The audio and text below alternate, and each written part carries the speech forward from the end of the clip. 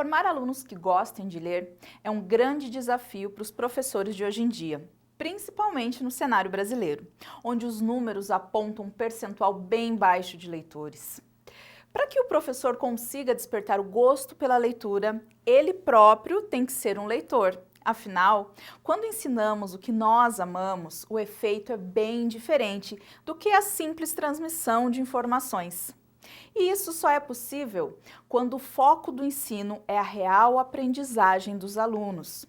Para que isso aconteça, é preciso aplicar algumas estratégias, como compartilhar suas próprias experiências com a literatura e semear a curiosidade, convidando os estudantes para aventuras, viagens, mistérios e batalhas.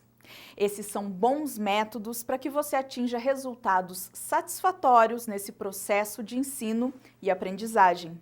Convide seus alunos a viverem outras vidas, em um passado distante, em um presente totalmente diferente do seu ou em um futuro inimaginável.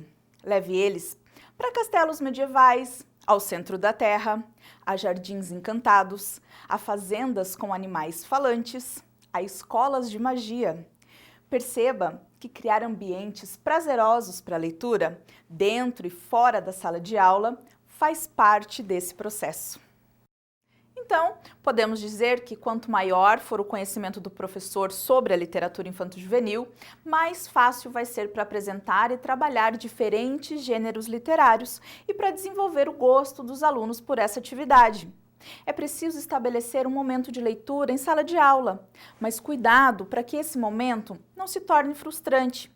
Veja que quando as atividades são previamente preparadas e revisadas pelo professor, esse risco diminui bastante. Criar o hábito da leitura e intermediar o vínculo afetivo entre a literatura e o leitor são boas estratégias para formar indivíduos conscientes da importância dessa busca pelo conhecimento e que sejam capazes de fazer suas próprias escolhas literárias. Isso significa ler pelo prazer de ler e não por obrigação, só para preencher provas ou ganhar pontos em trabalhos. Uma das funções do professor é a de facilitar a relação entre texto e leitor, o que significa ler com os alunos. E mais, promover discussões sobre o que está sendo lido, explicando o que não foi compreendido. Isso ajuda a envolver os alunos com os assuntos que estão sendo trabalhados e a despertar o gosto pela leitura, além de tornar a aula bem mais prazerosa. Com essas rodas de leitura e conversas, o aluno também vai desenvolvendo a criticidade de forma natural. E tem mais, não cobrar respostas prontas também ajuda no processo de formação do leitor. É importante lembrar que a interpretação é subjetiva, por isso é preciso respeitá-la. Estou falando isso porque os textos literários apresentam mais de uma interpretação, o que não significa que qualquer uma seja possível, mas cabe ao professor ajudar seus alunos a encontrarem os caminhos viáveis. Perceba que esse é um trabalho que exige dedicação e tempo. E o tempo mais importante aqui é em sala de aula, trabalhando junto com os alunos. Ou seja, não é só o ensino da gramática que deve ser priorizado, deixando a literatura como um coadjuvante da língua portuguesa. Se você for trabalhar com textos literários através de atividades, não esqueça que elas precisam ser criativas, dinâmicas e aplicadas depois da leitura do texto, do debate sobre ele e do entendimento do assunto.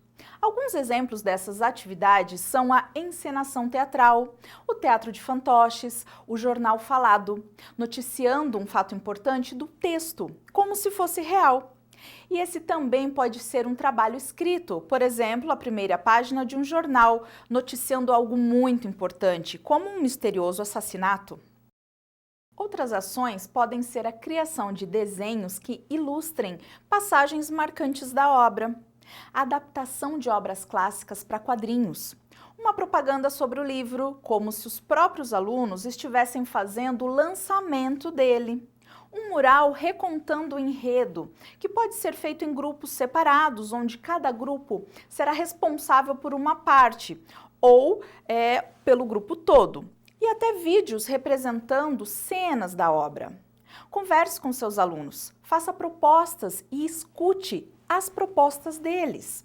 Sempre nascem ideias muito interessantes nesse processo.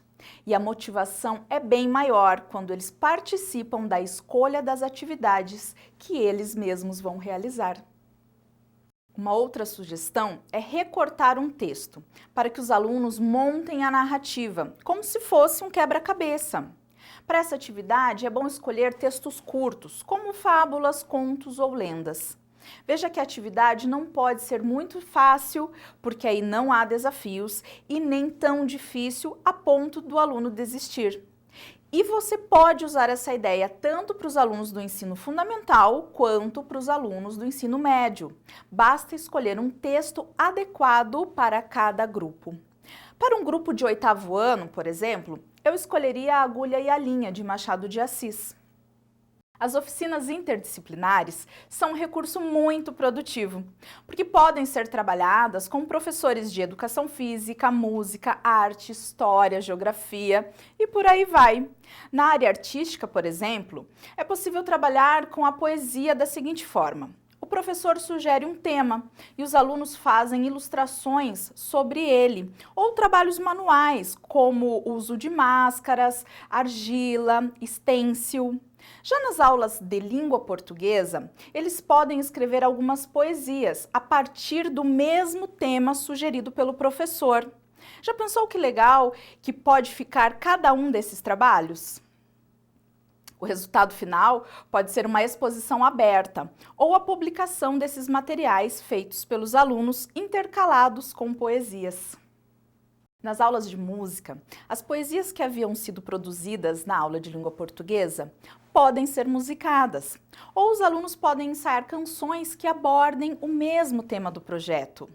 Com o professor de educação física, os alunos podem criar apresentações de dança em cima do tema proposto. Também existe a possibilidade dos alunos recitarem suas poesias intercalando com as apresentações de dança e música. Esse trabalho pode virar um grande projeto escolar anual, ou as ideias podem ser trabalhadas de forma separada. Por exemplo, a cada bimestre ou trimestre, você pode propor uma atividade interdisciplinar. Eu dei como exemplo a poesia, mas pode ser qualquer outro gênero. Não se esqueça que, ao propor uma atividade criativa, os encaminhamentos para os alunos devem ser bem claros. Se forem feitas ações em grupo, é importante determinar o número de componentes, quantas aulas os alunos vão ter para trabalhar em sala de aula, as datas das apresentações e a duração delas, e, se for preciso, o valor da atividade, os materiais necessários e os quesitos que vão ser avaliados. Veja que esses combinados facilitam o seu trabalho e a organização das atividades dos estudantes. Então, solte a criatividade e mãos à obra.